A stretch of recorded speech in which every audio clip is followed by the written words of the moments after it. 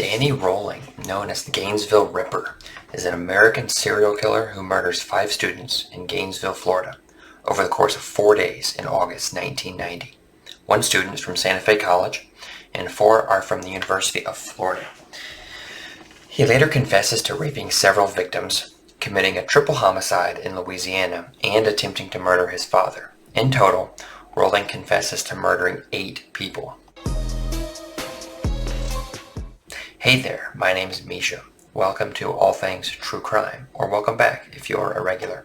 If you enjoyed this video, please like it so more people will see it, and then subscribe to my channel so you won't miss my next video. The subscribe button is right below the video, and then if you ding the bell, you'll get notified the next time I upload. That's All Things True Crime. It's truly chilling. Alrighty, let's dig into this scumbag story. Danny Rolling is born in Shreveport, Louisiana on May 26, 1954. His father, James, is a police officer who repeatedly told little Danny that he was unwanted from birth. How sweet. What a dirtbag. As is the custom for most serial killers, his father also abuses him physically, not just verbally and emotionally, right? He doesn't just pick on Danny, though. His dad also abuses his wife, Danny's mom, Claudia, and the other son, Danny's brother, Kevin. It's mostly for absurd reasons, like for breathing in a way that he doesn't approve of. What does that even mean? And I'm not kidding. For breathing in a way that he doesn't approve of. Okay. So if they don't breathe in a way that pleases him, they get slapped around. Yikes. So Danny's mom is a typical victim of abuse. They always return to their abusers. It's real sad. So she makes a break one time and goes to the hospital, claiming that James tried to force her to cut herself with a razor blade. Not sure what happened, but she returns home shortly after. She makes multiple attempts to leave, but always returns. Man, that's rough. Okay, so weird story. I'm not sure what position Danny's father, James, held in the force, but he had some influence, or else the force was corrupt. I don't know. So here's the story. Danny did something wrong one time, and James disciplines his son by pinning him to the ground and handcuffing him like a criminal. Then he has his police buddies take him away, all because he's embarrassed by him. Yikes. So at some point, Danny has a dog, but James takes his aggression out on it and beats it so much that it eventually dies, succumbs to its injuries, and dies in Danny's arms. What a scumbag. This guy just gets under my skin. Abusing women, kids, animals. What a coward. He supposedly told people that love is garbage and is not real. It's just when you want something from someone. Real peace. He beats his children so much and so severely that it's just terrifying. No wonder Danny ends up shooting his dad. As you can see and further imagine, Danny has a rough childhood. As a teenager, he commits several robberies in Georgia, for which he is arrested. He is a peeping Tom as well, getting caught for spying on women as they are dressing. As an adult, he struggles with becoming a part of society. He just can't really assimilate. He struggles with holding down a steady job, bouncing from job to job often. In May of 1990, he has some sort of domestic dispute with his dad and ends up shooting him in the stomach and in the face. His dad survives though, but loses permanent use of one eye and one ear. Danny flees Louisiana after this altercation, and this is what leads him to Gainesville and kicks off the subsequent murder spree. On August 5th, 1990, he breaks into a home in Sarasota, Florida. Using duct tape, he binds and then gags a woman. He then sexually assaults her and leaves. She has a very interesting story to tell. Basically, she says that she leans into his insanity and is able to save her own life. She decides to stay calm, realizing that she's unable to defend herself from this attack. As he is raping her and threatening to do it all night, she offers him some beer that's in her fridge and asks if he wants to take a break. She says at that point his whole demeanor changes. He becomes calm and relaxed, even allowing her to clean up. Apparently she wipes DNA onto a towel and hides it behind her toilet for the cops later. He asks at one point if he can take his mask off. She says no, because she knows that if she sees his face, she's dead, right? So they spend a long time talking about their pasts, in which she lies to say that she has a similar one in terms of abuse and general terribleness. Eventually, she suggests that it's time for him to leave.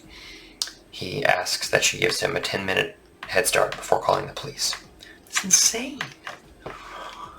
He graduates from thief and peeping Tom to murderous dirtbag in August 1990. He's 36 at this time, I believe. It's early morning on Friday, August 24th.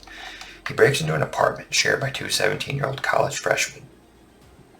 He finds one student asleep on the couch, stares at her for a minute, probably contemplating something bad, then decides to continue with the robbery instead.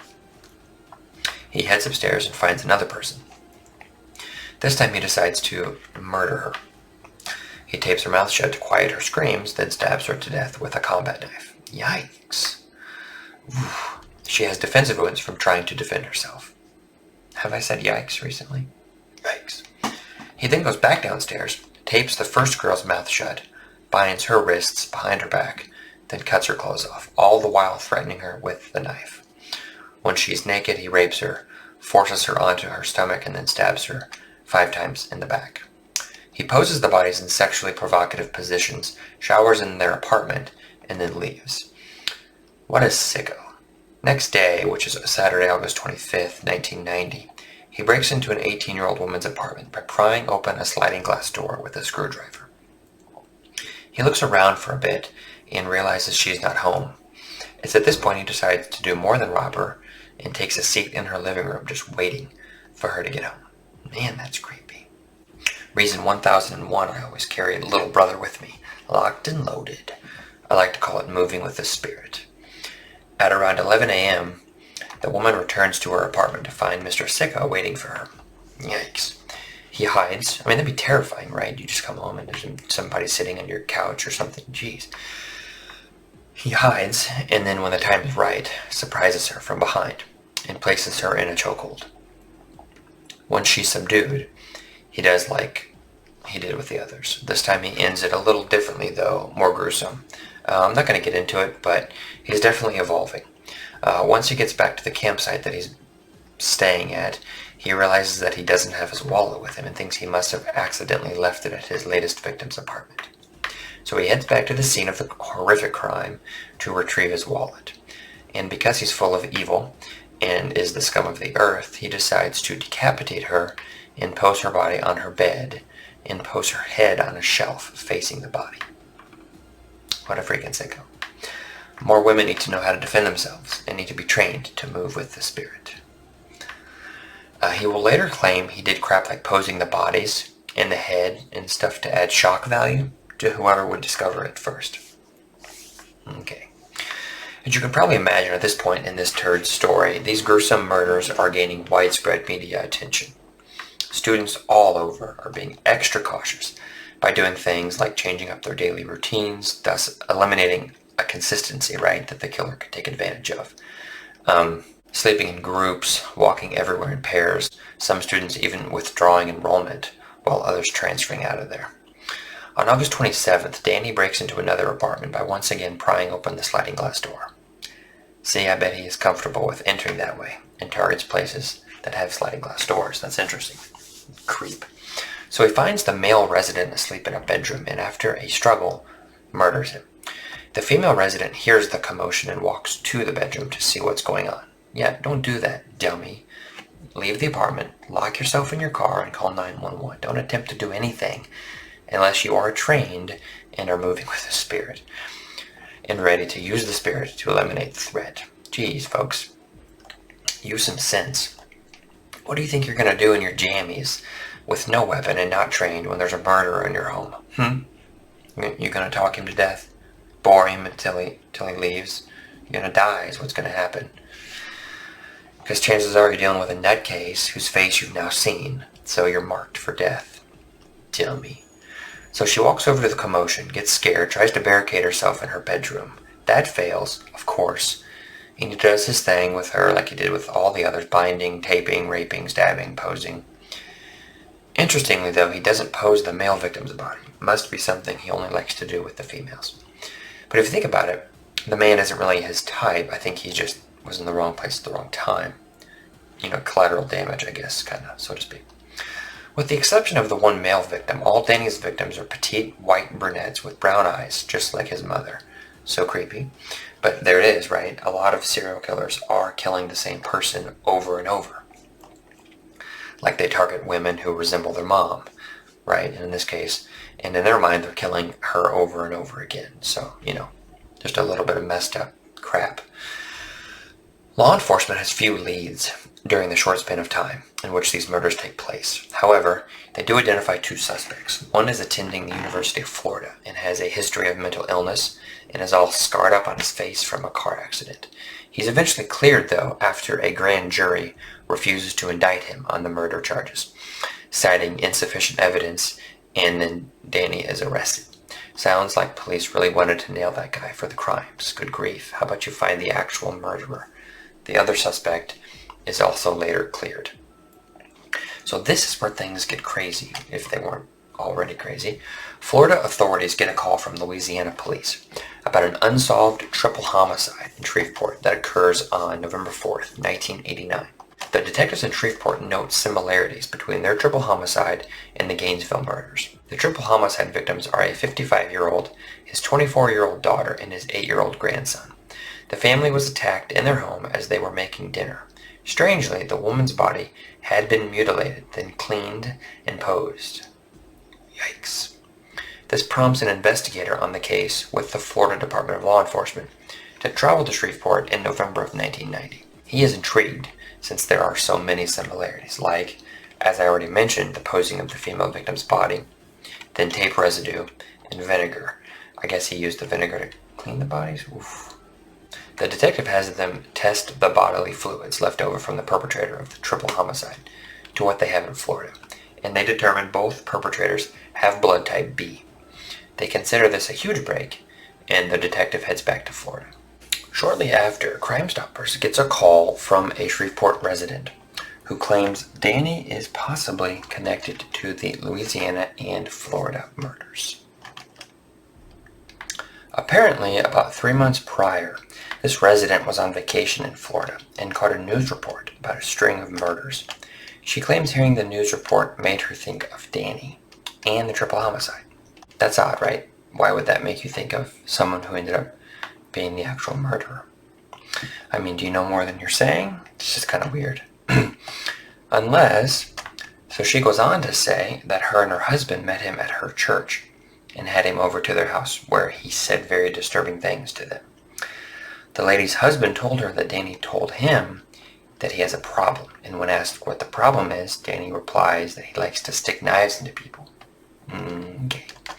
She goes on to say that she dismisses the comments because she doesn't want to believe that he could be responsible for the murders. She also recalls Danny telling her, quote, "One day I'm going to leave this town and I'm going to go where the girls are beautiful and I can just lay in the sun and watch beautiful women all day," end quote. She is so haunted by the murders and his words that she contacts the authorities. She says, quote, "It would not let me rest. One day I picked up the phone, I called Crime Stoppers, and I said, I think there's one guy y'all need to investigate, Danny Rolling," end quote. Authorities quickly respond to the tip and find Danny. He is already in jail for a supermarket robbery. He committed the robbery 10 days after the last two victims' bodies are found. They test his blood and confirm he has type B, like the suspect at the Gainesville and Shreveport murders. As Florida investigators learn of his multiple convictions for armed robbery, they realize he could be their man for the bank robbery that occurred on the day another victim's body was discovered. They go back to the evidence and begin matching markings at the crime scenes to the tools he had on him. They also confirm his camping spot and find that it is just a wooded area near apartment complexes that house a lot of students. They also uncover audio diaries Danny makes, which he alludes to his crimes. In November of 91, Danny is finally charged with 5 counts of murder.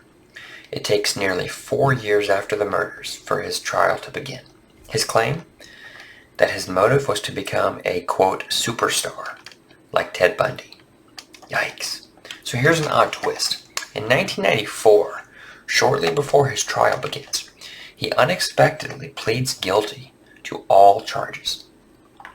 As part of his trial, a psychologist testifies that Danny suffers from antisocial personality disorder, borderline personality disorder, and paraphilia. So a quick definition of these three. Antisocial personality disorder is where someone shows a long pattern of disregarding and violating the rights of others, difficulty maintaining long-term relationships, lack of empathy, and history of rule breaking. Borderline personality disorder, or emotionally unstable personality disorder, is where someone shows a long-term pattern of unstable interpersonal relationships, distorted sense of self, and strong emotional reactions. Those affected often self-harm or engage in other dangerous behaviors due to difficulty bringing their emotions back down to a normal level. They can also struggle with feeling empty inside, having a fear of abandonment, and having a detachment from reality. Paraphilia, also known as sexual perversion and sexual deviation, is where someone experiences intense sexual arousal to atypical or non-typical objects, situations, fantasies, behaviors, or individuals. I would guess a lot of serial killers suffer from one or all of these conditions. On April 20th, 1994, Danny is sentenced to death, and rightfully so, if you ask for my 2 cents. Right before his execution, he decides to come clean and confess to the Shreveport murders by giving a handwritten confession to the Florida police and his spiritual advisor. In this confession, he also apologizes. Oh, what a nice guy. Leading up to his execution, he has a last meal of lobster tail, butterfly shrimp, baked potato, strawberry cheesecake, and sweet tea. He sings a gospel hymn and declines to make one final statement. Many of his victims' family members are present during his execution. He dies by lethal injection at the Florida State Prison on October 25th, 2006. He is pronounced dead at 6:13 p.m. Eastern Daylight Time. This is after his last-ditch effort appeal to the United States Supreme Court to stay his execution failed. He says he murdered one person for every year he was behind bars. He served a total of 8 years in Alabama, Georgia, and Mississippi before his murder spree. In a letter to the Associated Press in 2002, Rowling wrote, quote, "I assure you, I am not a salivating ogre. Granted, times past, the dark era of long ago, Dr. Jekyll and Mr. Hyde did strike up and down the corridors of insanity." Well, that's creepy. If you enjoyed this video, please consider liking it and subscribing to this channel. One of my awesome subscribers asked me to create content on a few different guys.